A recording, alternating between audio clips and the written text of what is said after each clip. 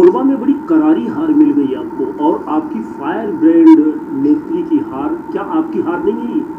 सभी विधानसभा से, सातों विधानसभा से पीछे हुए एक ही मात्र मेरे विधानसभा से 50,438 वोट की हमारे सांसद के प्रत्याशी सरोज पांडे दीदी ने जीत हासिल की। बाकी सातों विधान से पिछड़ गई। बाकी जनता का जनादेश स्वीकार है। मंत्रिमंडल पर इसका रिशफलिंग पर असर पड़ेगा, क्योंकि मंत्री आप भी हैं, आपके ही लोकसभा से हारी हैं, बचने की कोशिश कर रहे हैं कि विधानसभा में जिता दिए हैं। देखिए, मंत्रिमंडल में किसी भी तरह से कोई वाद विवाद नहीं आने वाला है। हार जीत लगा रहता है। हार में अब किस्मत का भी बात रहती है। अब उनका किस्मत साथ नहीं दी। अगले बार भी उन्होंने, जब हम लोग 10 सीट जीते थे, दुर्ग लोकसभा से उनको प्रत्याशी बनाया गया था, अकेली सरोज पांडे ही हारी थी। और फिर इस बार 10 लोग जीते हैं तो सरोज पांडे जी चुनाव में हारे हैं। एक तरह से मैं कहूँ एक किस्मत की बात है। मंत्री की हैसियत से मुझे राजनांदगांव का प्रभार दिया गया था और जांजगीर जिला का भी प्रभार दिया गया था। बाकी मैंने अपने विधानसभा में बड़े मन के साथ में, जैसे मेरे को समय मिलता था, अपनी विधानसभा के आम मतदाता भाई बहनों के बीच में जाता था। हार जीत लगा रहता है। हमारे 8 विधानसभा पड़ते हैं, जिसमें 6 विधायक हमारे भारतीय जनता पार्टी के हैं, जिसमें एक ही विधानसभा से लीड हासिल हुआ। बाकी 5 विधानसभा से हमारे प्रत्याशी पीछे रह गए। ये सोचने वाली बात है। पार्टी ने समीक्षा भी किया है। अभी परसों फिर से विधायक दल का बैठक बुलाया गया। हो सकता है इसी का समीक्षा पार्टी करेगी। सरोज पांडे को निपटाने के लिए तो नहीं आपको प्रभारी ग्रुप को बना दिए थे? नहीं, वैसा निपटाने के लिए किसी को नहीं बनाते। प्रभारी जितने भी हमारे मंत्रीगण हैं, सभी मंत्रियों को एक लोकसभा का प्रभार दिया गया था। कोरबा तो एक प्रयोगशाला था आप लोगों का। 2 साल पहले से ही वहीं पर आपकी पार्टी की प्रैक्टिस चल रही थी, फिर भी हार हो गई।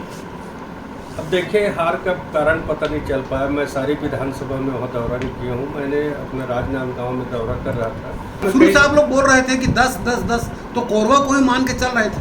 अब देखिए, चुनाव में कहीं न कहीं चूक हुआ है। कई बातों को मीडिया में नहीं कहा जा सकता। बहुत सारे उसमें खामियां हैं। अब उसको हमारे संगठन की जब समीक्षा करेंगे, वहाँ पर बात को हम लोग बताएंगे कि क्या कारण से वहाँ। आपकी कौन सी पॉलिसी है कि यहाँ के उद्योगपति किसी भी गांव में जमीन खरीदते हैं, उद्योग स्थापित कर लेते हैं, तो इससे आंदोलन पैदा होता है। आपने ऐसी कोई पॉलिसी ये बनाया है कि नहीं बनाया? जैसे सिरगिट्टी है, तिफरा है। मैंने अभी 3 दिन पहले पूरे उद्योग विभाग का समीक्षा किया है।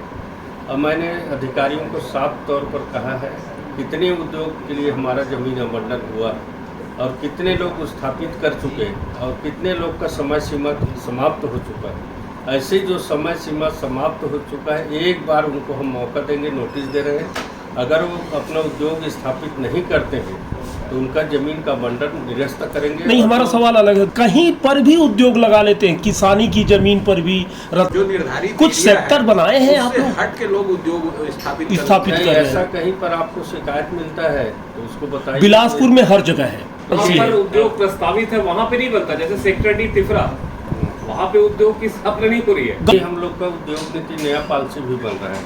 उसमें हम लोग बहुत सारे जो उद्योग से जुड़े हुए लोग हैं, स्पष्ट लोग हैं, उनसे भी बातचीत कर रहे हैं। बहुत सारे दूसरे प्रदेश से भी जो उद्योग नीति बना है उसको भी हम लोग अध्ययन कर रहे हैं।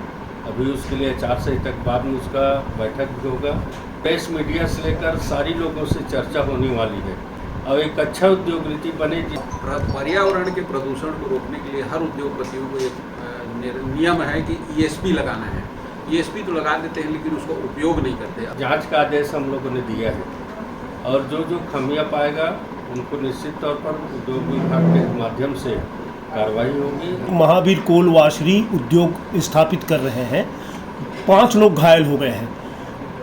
64 एकड़ जमीन आदिवासियों को उस पूंजीपति को कैसे मिल गई? देखिए, उसके बारे में तो मेरे को अभी जानकारी नहीं है। 64 एकड़ जमीन एक आदिवासी से दूसरे आदिवासी में खरीदे, टुकड़ों में। फिर उस आदिवासी से मालिक ने खरीद लिया। ये कैसे संभव है? ये कहाँ चीटिंग हो रही है?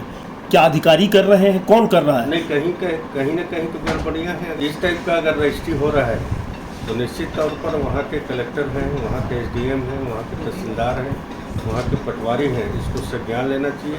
ये कहाँ पर का आप बता रहे हैं? खरगहनी, पथर्रा, आदिवासी लोगों को जमीन, उसमें कोटवारी जमीन भी चली गई, सरकारी भी चली गई। ऐसा एक्ट लागू है, उद्योग धंधा आप स्थापित कर रहे हैं, तो वहाँ की जमीन आदिवासियों की कैसे ले सकता है कोई कॉमन मैन?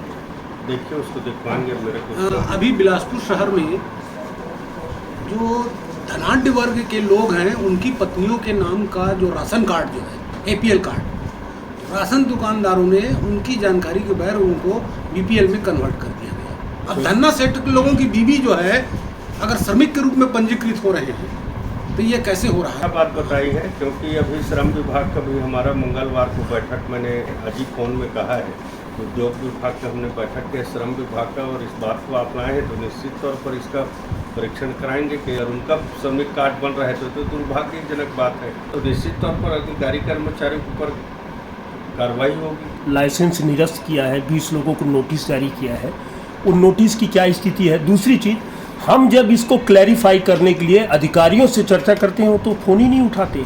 मैं मंत्री होकर मैं फ़ोन उठाता हूँ, अगर फ़ोन मैं रिसीव नहीं कर पाता, बाद में उनको रिडायल करके करता हूँ कि भाई अधिकारी इस टाइप का पत्रकारों का अगर फ़ोन नहीं उठाता है तो आम जनता के पीछे क्या करते होंगे, इसको आप लोग भी समझ सकते हैं। कहीं भी उद्योग लगाने का जो काम चल रहा है, किसानों की जमीनों की कहीं छुड़ी हुई है, षड्यंत्र नहीं, किसानों की हत्या करने का किसी नहीं, ऐसा कुछ नहीं है। किसानों के साथ कोई भी किसी भी तरह से भारतीय जनता पार्टी की सरकार अन्याय नहीं करेगी।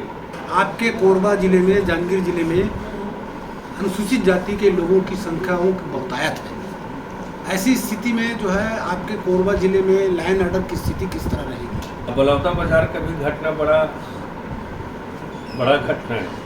अब इस तरह से समाज के लोग अपने धर्म की खातिर धरना प्रदर्शन कर रहे थे, बाकी उसमें असामाजिक तत्व के लोग घुसकर इस तरह से कलेक्टर ऑफिस, SP ऑफिस को पूर्ण रूप से जला देना, इस तरह से कायराना हरकत दुर्भाग्यपूर्ण बात है। और निश्चित तौर पर इस तरह से हरकत करने वाले के ऊपर सरकार कड़ी से कड़ी कार्रवाई। आपसे सरकार संभल नहीं रही है, विपक्ष का आरोप है। देखिए, विपक्ष 5 साल सरकार में थी, किस तरह से सरकार चलाए भूपेश बघेल ने, ये पूरे छत्तीसगढ़ की जनता को मालूम है। सरकार पूर्ण रूप से अच्छा काम कर रही है, सब अधिकारी कर्मचारी उनके कंट्रोल पर हैं। विपक्ष का काम है आरोप लगाना। विपक्ष के पास बचा क्या है? आज विपक्ष के है कुछ नहीं। छत्तीसगढ़ में 5 साल उनकी सरकार था तो क्या कानून की व्यवस्था थी उनकी सरकार में? लूट, डकैती, बलात्कार, हत्याएं इस जो घटना बढ़ के रही बाद थी। लेकिन लोग असुरक्षित समझने लगे अपने आप को, जब SP कार्यालय जल जाए।